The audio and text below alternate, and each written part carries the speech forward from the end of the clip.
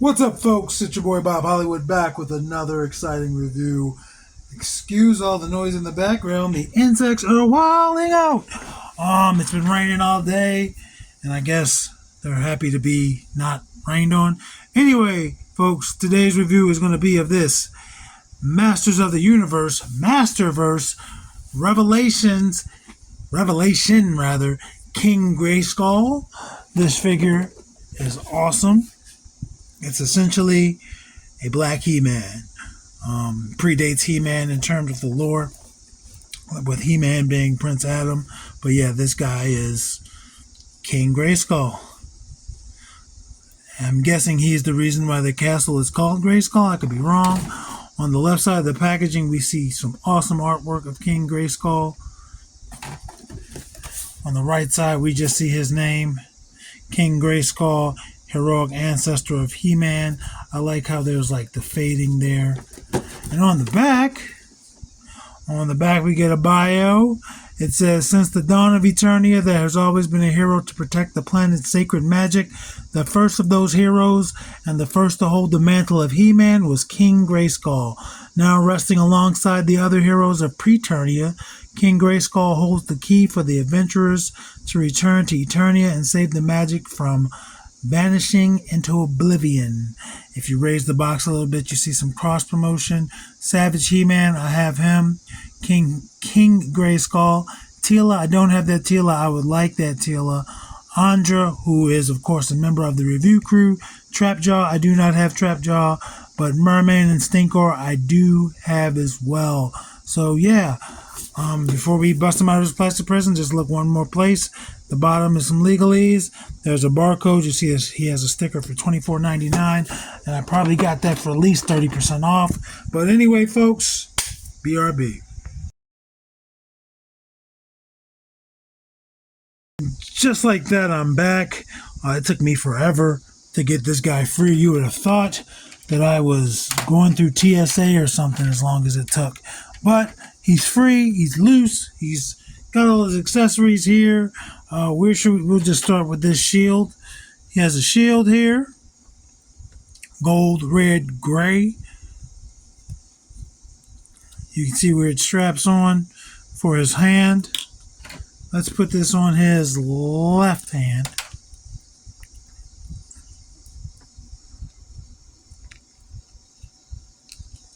Pretty tight there. I don't want to rip, so I'm not going to have him hold it like with the strap, but you can see how it looks with it. And of course I could have done that just by having him have it in his hand, but I wanted to do it that way. I wanted to be difficult. And you can see his or maybe you can't because I'm in the way, or I'm holding him in the way.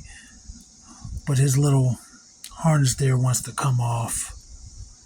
And his cape is attached to his harness. Get that back in there real quick. Yeah, getting him out of the plastic was a struggle because none of his accessories rather, but his body was tied down with those little annoying plastic things. These were keeping him in the package, including his cape, which I didn't realize was soft goods, but it also has wire in there. We'll get to that. Let's look at his other accessories. Let's stand him back there. He's a beefy guy, but if you collect any of the Masterverse line, you know that. He has two swords. One is gold with brown or bronze, the other is purple. And they almost look like they would make, that Eternia, that symbol for He-Man's sword. I'm not a huge He-Man person, but yeah, you can see on the art he's carrying that sword, but he comes with two individual swords, and they can go in either hand or both hands if he wants to dual wield. The hands he comes equipped with in the packaging are these open gripping hands. So you can see he has both swords in his hands at once. I don't know how good of a swordsman he is. Maybe that's a technique of his, or maybe this is just wishful thinking on my behalf.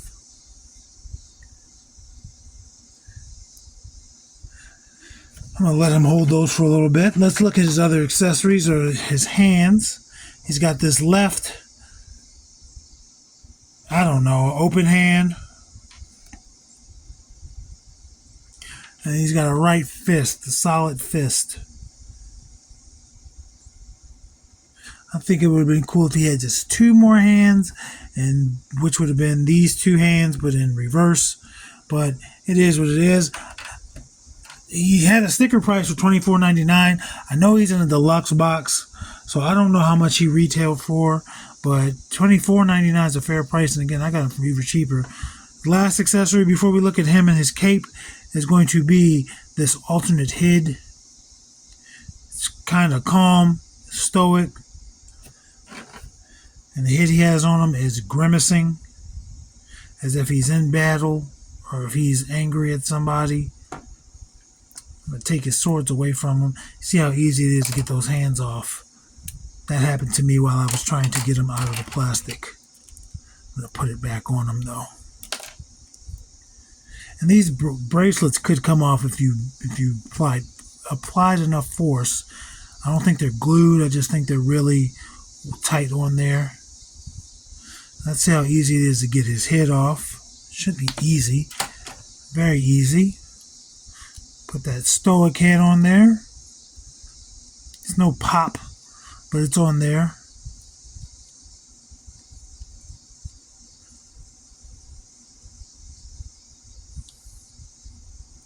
I think maybe his head's a little small for his body. He is a huge guy. Like, look at his shoulders. He's huge. Let's look at the cape. The cape is soft goods. I don't like that this is here. You can see it from the front. But it's soft goods. It's a tag as if it were actual, like for clothing. Like it tells you how to wash it and everything. That's hilarious. That is actually hilarious to me. But there is a wire on the edges of the cape that allows it to, pose. I gotta take these little things off. I got more of these. See, this is what the cape was attached to in the packaging. So if you want to take the cape off, you can take the cape off individually. There are Velcro straps right here. And the Velcro just attaches to that cape, and you can slide it out of the harness. Boom. Now anybody can wear the cape because all it is Velcro onto that. So anybody could, in theory, wear it. But put that to the side. You can see this harness doesn't want to cooperate. This is the third time at least that it's come apart. It's not that big of a deal. And right now I'm not even doing it the right way to put it back in. I kind of want to take it off, but I feel like he's naked without it. Matter of fact, I am going to take it off just because I want to see. And nope, you don't have to take his head off. Nope, you don't have to take his head off. You just got to stick his hair down and then boom. Now, the reason why I did that is because mine seems to be misaligned. Look how he's leaning to that side. There we go. There we go. He just got realigned, man. His body probably feels good. So yeah, I did that. This is just a massive person, man. And again, this is not my first He-Man figure. I showed you I had some of the He-Man figures that were on the back, and I got a bunch of others. I think I might even, no, I didn't. I don't think I did Evil End's review on here. I could be wrong, but yeah, this is a big toy. These Masterverse figures are 7 inches.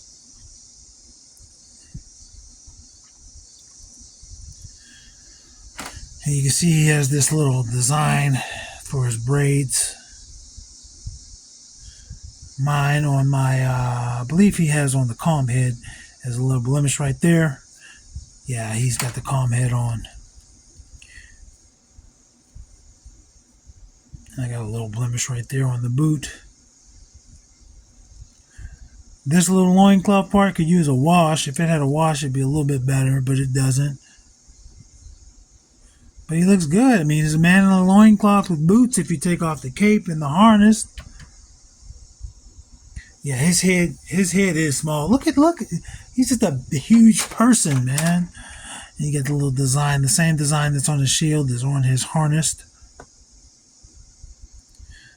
When I'm done with this guy, I'm more than likely going to put the harness back on. It does have some adjustable settings. It has two different settings. So you can make it tighter if you want to put it on another figure. Let's look at his articulation. His head starts there, goes down, not much. It's on a ball peg. It's no hinge there. Up, not at all, partially because of his hair. He's also not going to be able to rotate. He can look side to side, but he's not going to be able to rotate because of that long hair, both in the back and in the front. But he gets plenty of tilt. Let's look at his T-pose. That's his T-pose. Pretty good. No butterfly joints, but he's going to rotate 360 at the shoulder. He also has bicep cut. And he's going to rotate there 360. He has double jointed pinless elbows, but because of the size of his massive biceps, that's the best he's going to get. It is more than 90, but a lot of figures who don't have these massive arms can touch their shoulders. He's going to rotate at the wrist, and he's got horizontal hinges on all four hands.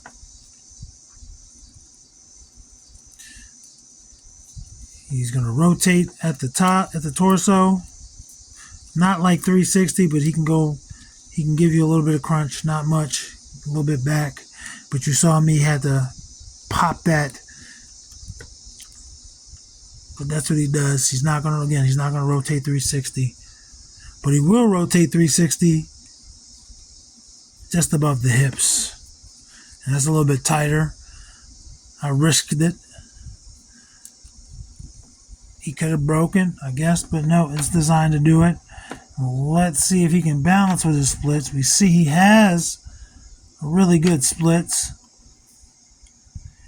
And he also can balance. Leg goes up that far.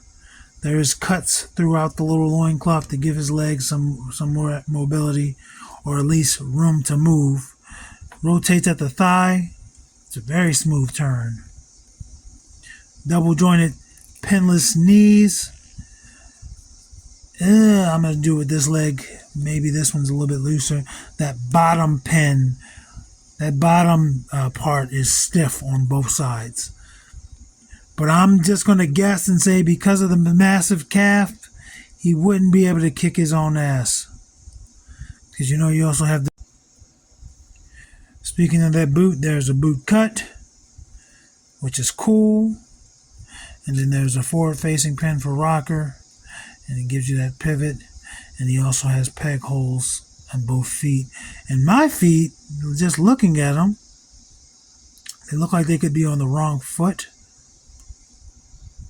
On the wrong side. Well, that's King Grayskull. And his accessories and his articulation. Well, let's get his height. Will he stand up for me? Will he make the most of himself? He is a tall guy. I would not be surprised if he is the tallest, or if he's taller than everybody in the review crew. His height, I'm going to give him a 7 1/4. It's not quite there, but he is more than 7. So, yeah, let's get it out of the way. Is he going to be the tallest member of the review crew? Drum roll! There he is next to Roebuck, who was taller than. And let's see, is he going to be taller than Titus O'Neil? He is. He is taller than Titus O'Neil. And as you can see how the head proportions, his head is about the same size as their heads, but his body is just so much bigger. So let's look at, let's bring in a member of his line, Andra and Vixen. Again, he's going to be taller than both of them. He's going to be taller than everyone you see in this review. And yeah, I'm one of those people who enjoyed He-Man Revelation. Was Revelation the first one? I think so. That's the only one I watched. I didn't watch the second part. Just never did. And again, I was never a huge He-Man person, so I wasn't one of those people that's like, oh, it doesn't stick to the source material. He-Man's in it for 30 seconds. I don't care. It was just a cartoon. I watched it for the hype. And here he is against Killmonger and Zedmore. I watched it for the hype and just to see what Kevin Smith would be up to. And speaking of Kevin Smith, I watched Clerks 2 last night. So yeah, there is Lucio and Lando. So yeah, I didn't have a horse in the race when it came to He-Man or Master of the Universe. And I point out to people, it's like, yeah, the show's not actually called He-Man. It wasn't called He-Man in the 80s. It was Masters of the Universe. So like, it doesn't have to focus on the guy that you guys have based your personality on. And there's John Jones and Devin. Now, of course, if it's not something you want to watch because it didn't have enough He-Man, there's absolutely nothing wrong with that. I just don't care personally. That's like me saying, I don't know, I like the Resident Evil movies and the cartoon movies. And I tried to watch the TV show, nothing against it, I just didn't finish. But I understand when people say, it's not related to the game. I don't care personally, I just don't. Action figures speak louder than words.